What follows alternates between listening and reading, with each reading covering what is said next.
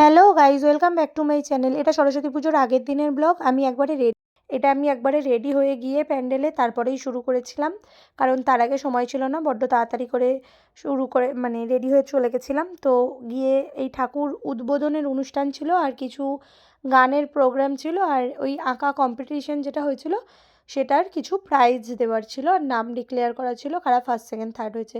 তো গিয়ে দেখলাম যে সুন্দর করে দেওয়ালে সবার 150খানা মতো আঁকা টানানো হয়ে গেছে, আর ঠাকুর উদ্বোধন করার জন্য প্রিপারেশান চলছিল তখনও। তো আমি তোমাদেরকে না একটা কথা বলে রাখি, যে 2-3টে দিনের ব্লগ একসাথে করে দেব। একটু ড্রেসগুলো আমার চেঞ্জ আছে, বুঝে নিও, এক এক দিনের এক একটা ড্রেস। যাই হোক, আমি আঁকাগুলো দেখতে গেছিলাম, তারপর দেখে এলাম। এই রেড শাড়িটা ভাবলাম অনেক দিন পরিনি, তাও একটু পরলাম। যদিও এটা সরস্বতী পুজোর জন্য নতুন না, আবার নতুন নতুন পরি না রোজ। যাই হোক, এই যে এনাকে ডাকা হয়েছিল ইনি অ্যাঙ্কারিং করার জন্যে। তো উনি কিছু বক্তব্য রাখছেন, তারপরে এখানে পুরস্কার তুলে দেওয়া হচ্ছে। তো এইবারে ঠাকুরটা দেখো, এটা আমাদের ক্লাবের ঠাকুর। আগেই তো বলেছি, ক্লাব না, কয়েকটা বাড়ির যৌথভাবে এই পুজোটা হয়। তো এখানে ওই প্রদীপ জ্বালিয়ে উদ্বোধন করা হচ্ছে ঠাকুর মণ্ডপ সব কিছু। এবছরের মতো পুজোর উদ্বোধন হচ্ছিল। তো আমাদের একটা মিস হয়ে গেছে, যেটা ভিডিও দেখে হয়তো তোমরা ভাববে, হাসবে, যে মোমবাতির পরিবর্তে কেন ওটা দিয়ে জ্বালানো হচ্ছে, দেশলাই দিয়ে আর কি। তো মোমবাতিটা খুঁজে পাওয়া যাচ্ছিল না তখন, ওই জন্যে ওটা দিয়েই হচ্ছিল। যাই হোক, তো এইখানে জ্বালাবার পর, প্রদীপ জ্বালানোর পর, ঠাকুরের সামনে থেকে সব পর্দা সরিয়ে দেওয়ার পর তারপরে প্রোগ্রামগুলো হচ্ছিলো। এখানে গিফটগুলো দেখছো স্টেজের ওপর রাখা আছে। এগুলো ফার্স্ট সেকেন্ড থার্ড সব প্রাইজগুলো দেওয়া হবে এক এক করে ডেকে। আঁকার তোমাদের সবার সরস্বতী পুজো কেমন কেটেছে সেটা বলো। এগুলো সব যদিও আমি এই সব প্রোগ্রাম মিটিয়ে রাত্রিবেলা যখন ঘরে গেছি, পরের দিন সকালবেলায় পুজো ছিল, ঘরের পুজো ছিল। এবছর মা ধরতে পারবে না বলে ঘরের পুজো করেছি। তারপরে এসে প্যান্ডেলের সব জোগাড় করেছি। তো সকালবেলা শাড়িও পরতে পারিনি সরস্বতী পুজোর দিন, একটা নতুন কুর্তি ছিল, সেটা পরে এসে জোগাড় করেছি। আর একদম নো মেকআপ লুকে, কোনো মেকআপও করার সময় পাইনি। ব্রাহ্মণ চলে আসবে করে বড্ড তাড়াহুড়ো ছিল। তো পরের দিনে সকালের তোমাদেরকে দেখাবো ব্লগটা, কিন্তু ওটাই হচ্ছে, কোনো মেকআপ নেই, একদম বাজেভাবে।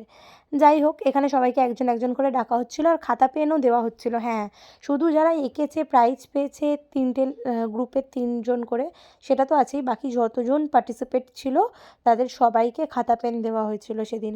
সেই সবও বিতরণের একটা হ্যাপা ছিল। সেদিনের প্রোগ্রামটা অনেক কিছু ছিল, আর অনেকগুলো বাচ্চার ব্যাপার ছিল, তো তাই একটু টাইম নেই হচ্ছিলো আর কি। তো তারপরে পরের দিন সকালবেলা আমি ঘুম থেকে উঠেছি প্রায় 6টা, 6:30টায়। তো সকাল থেকে রূপের সাথে দেখাও হয়নি, আর টাইমও দিতে পারিনি। পুজোর ওখানে ঘরের পুজো, ক্লাবের পুজো সামলিয়ে তারপর বিকেল 5টার সময় রেডি হয়ে বেরিয়েছি। দেখো তো আমার সরস্বতী পুজোর লুকটা কেমন ছিল। এই একটা হলুদ শাড়ি পরেছিলাম, আর এই লাল ব্লাউজটা দিয়ে। আর এই আমাদের বেরানো মানে কোথাও সেরকম যাওয়া হয় না, এই স্টেডিয়াম অবধি যাওয়া, আর খেয়ে দিয়ে আবার বাড়ি চলে আসা। যাই হোক, এদের সাথে সবার সাথে দেখালাম, সবার সাথে বেরিয়েছিলাম। তারপরে আমার খুব ক্লোজ বন্ধু যারা, তাদের সাথেও দেখা হয়েছিল অনেকক্ষণ আড্ডা মারার পর। তারপর আমি আমার স্যারের বাড়ি গেছিলাম। তো স্যারের বাড়িতেও বেশি সময় কাটাতে পারিনি, কারণ ক্লাবের ওখানে অর্কেস্ট্রার প্রোগ্রাম ছিল। পাড়া থেকে সবাই ফোন করছিল বারবার, যে কখন আসবি কখন আসবি।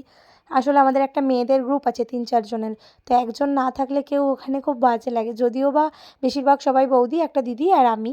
তো ওইখানে যাই। প্রতি বছর সরস্বতী পুজোর দিন রূপের সাথে বেরাই, এটা তো মাস্ট, কিন্তু 2-3 ঘন্টার বেশি কোনো বছরই হয় না, কারণ আমার মনটা পাড়াতেই পড়ে থাকে। এই পুজোটায় এত বেশি অ্যাটাচমেন্ট থাকে, আর আমাদের 2-3 জনের গ্রুপ আছে যাদের সাথে, ওই জন্যে এত বেশি অ্যাটাচমেন্ট, তো তাই জন্য আর ভাল লাগে না। সারা বছর রূপের সাথে কাটাই, কিন্তু এই পুজোর দিনটা রূপকে একটু কমই সময় দেওয়া হয়। যাই হোক, এটা আমার ব্যর্থতা, কিন্তু তবু ভ্যালেন্টাইন্স ডে ছিল সেদিন, দেখা করাটা তো মাস্ট ছিল। দুজনকে গিফটটাও দেওয়া ছিল। যাই হোক, সেটা আমার গিফটটা যদিও বা আমি আগের দিনই দিয়ে দিয়েছিলাম, কারণ ব্যস্ত থাকবো জানতাম, কটায় দেখা হবে তার ঠিক ছিল না।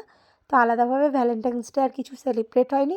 দেখা হয়েছে, কথা হয়েছে, ছবি তোলা হয়েছে। ভিডিওটা ভালো লাগলে লাইক, কমেন্ট, শেয়ার, সাবস্ক্রাইব করতে ভুলো না। সরস্বতী পুজোর আরও ব্লগ আসবে, সেগুলো দেখতে। সব মিলিয়ে আমার সরস্বতী পুজো অল গুড।